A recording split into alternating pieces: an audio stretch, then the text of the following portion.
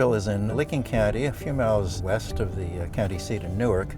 It's an old New England town. Well, it was settled by New England settlers, let's say, but I have to say, having grown up in New England, that it does remind me of being in Connecticut. We're going to visit a very interesting building, one of the oldest, if not the oldest, in town, and this should be a really fun visit.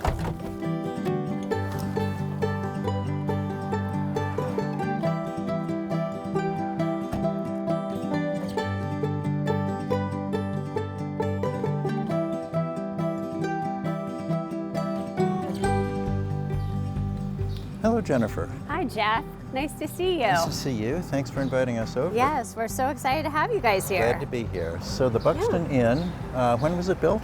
It was built in 1812, so a long time ago. Not long after Granville was founded. Where did the name come from? Well, originally, it was called the Tavern, and it was a stagecoach inn that one of our founders in Granville built. A couple owners away from him, it became the Buxton Inn as we know it today. Great. So a stagecoach inn would be one where, because of the length of a route, people would stop overnight. Yes. You didn't have sleeping accommodations on stagecoaches like you did later on trains. No. And in fact, this was the last stop if you were headed west into Columbus. So oftentimes, travelers would stop here at the Buxton Inn.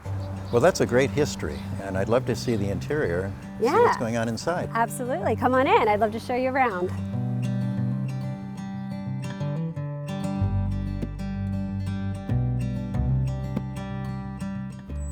Now, Jeff, when you come in here, I want you to take notice of the original lock here on the back of the door. It's from 1812. That is a big piece of metal. Yes, it sure That'll is. keep the place secure. So we're in the main entry, the main hallway. I noticed here this original newel post and isn't it handrail. beautiful? And then a support column. Okay. It's got these edges called chamfering, where they took the square piece and cut it off. And I noticed up at the top there's that little curly detail called a lamb's tongue. It's all typical of the style of that time, which this was the federal period. Around 1790 to about the 1840s, there was a particular style, and these are typical of it. Yes, and the gentleman who built the inn, Orrin Granger, he came from Granville, Massachusetts. And so there was a group of settlers that came from that East Coast. And that's the reason Granville as a whole reminds you of a kind of a New England style town. So a lot of those details they brought with them back from home. Sure, they would build what they knew. Jeff, why don't you come into our reception, our lobby here, where we welcome our hotel guests, where they come to check in. How did it change over time? I know it's bigger than it was originally. It is. The original inn was smaller, and then about the mid to late 1800s, there was some space added as far as additional rooms and dining space. And if you look around, you do see the details here that tell you the period of the inn with the chair rail and the federal style fireplace around, the wood floor. Yes, this is the original floor. The darker pieces are walnut and the lighter pieces are chestnut, and it's every other one. And it's something that they would do, it made the room more fancy. So this was the room where everybody was welcomed. There must be some famous people who came here. Who would they be? The most famous person was Abraham Lincoln. And he stayed and visited here. We actually have a signature in one of our guest books. Harvey Firestone and Henry Ford were frequent guests. They were affiliated with Denison and were good friends of a previous owner named Bonnie Bennell. And Bonnie is still said to be here today. She's one of our resident ghosts. I've heard stories of ghosts. We'll have to talk about that. Yes, there's plenty of stories. Yes. Well, before we do that, I'm sure there's more to see. You must have other facilities here. Yes, we do. We have the Lincoln Room across the hall, and we can go in there next.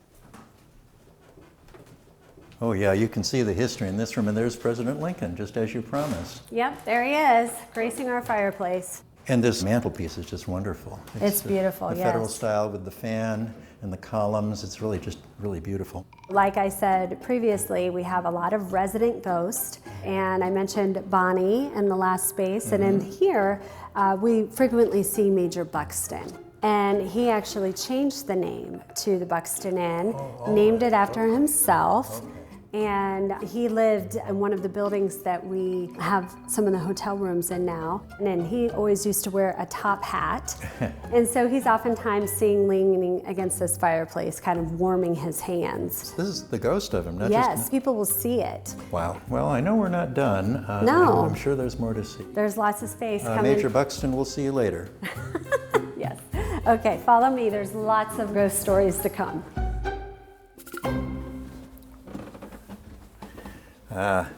Attics and basements are the favorite parts of buildings for me. Yeah. Now, there have to be stories here. Oh, there is. And in fact, the tavern boy likes to sit on those stairs and he likes to be a little ornery sometimes. Tavern boy, did he work here? No, actually, he was traveling with his family because this was a stagecoach inn, and he became ill upon his way, and they quarantined him down here. He unfortunately passed overnight, so his ghost is still said to be here. It's a great space now. I imagine it was a little cruder when Tavern Boy was here. There's a lot of room here. You can see fireplace support and so on. Tell me what went on down here. Historically, the stagecoach drivers would drop their guests off. This is where they would sleep and get a warm meal and probably have a few drinks or two. Well, it wasn't great accommodation, but on the other hand, I imagine they didn't really pay, did they? No, they didn't. But they protected the inn from potential thieves or robbers. There was a step that was built in to be a little bit higher than the rest, and it's called a burglar step. It was a security system of the 1800s. And if somebody was going to steal something, they would come down. This is where they kept all the valuables.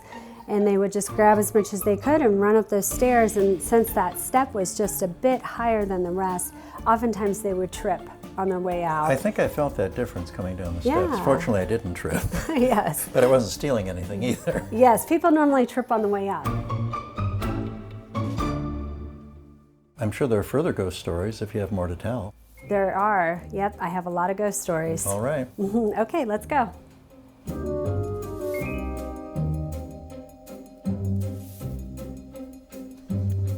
So Jeff, this is our William Henry Harrison room, but there's something really neat about this space I want to show you. It's back here. I didn't know this was up here. I know. It's directly above the dining room. It is. So this piece is generally pushed back, but I have it pulled out here because I want to push it out of the way, and I want to show you. This looks like a door. Yeah. So this panel here pulls out. Look at that. And reveals a door. And the previous owner explained all about the Underground Railroad, and there was lots of homes here in Granville that took care of the runaway slaves, and the Buxton did as well. This would have been a place where they could have possibly hid if need be. Right now it's all new construction, as you can see. I noticed that. This was where the fire was? Yes, so the fire was in the kitchen, which is directly below this space.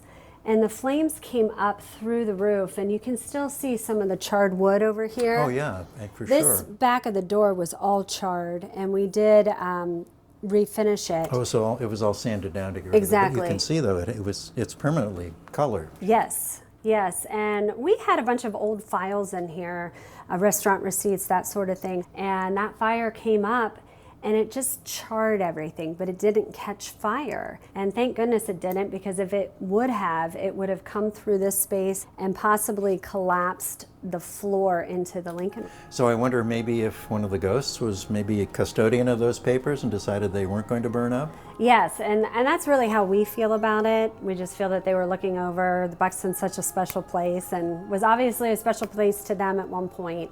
And so it was nice to have somebody looking over us that day. Well, I'm glad those spirits may have been helping preserve all of that. Yes. And stop the fire, really. Right. But on this level, are there still more ghost stories? Yes, right across the hall we have room 7, 8, and 9, and there's definitely some stories to tell I there. have a feeling there was more. Yes. I'll follow you.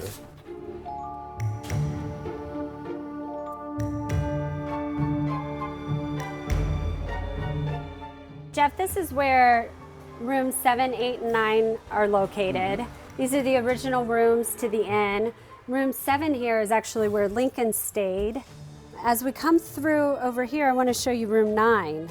So Jeff, on the day of the fire marshal was here later in the day after the fire was extinguished, and He needed just to inspect these rooms, and I was busy, and I sent my son Jake up with the master key. He opened 7 and 8 for the fire marshal to look, and then came to this room and tried a key, and it just wouldn't work. And this is the room that Bonnie Bunnell, she lived in, and this is the room she died in. So she's our resident ghost, and he kind of fooled with those keys a couple times, tried it again, and it wouldn't open.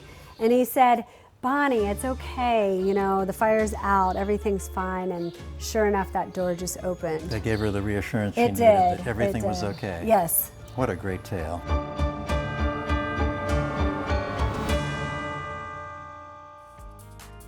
So people come for the haunted aspect of the place. Yes, they do. They specifically ask for room 9. They're interested in seeing ghosts and all of that, but I make it very clear we're not a haunted house. We're more of like a spiritually active inn where there's lots of previous owners and people that have enjoyed the inn that maybe are just stopping in to check and see how we're doing and kind of looking over the place. Well, I've had a great tour. I really want to thank you. Thank you, Jeff. Yes. Thanks so much. My pleasure.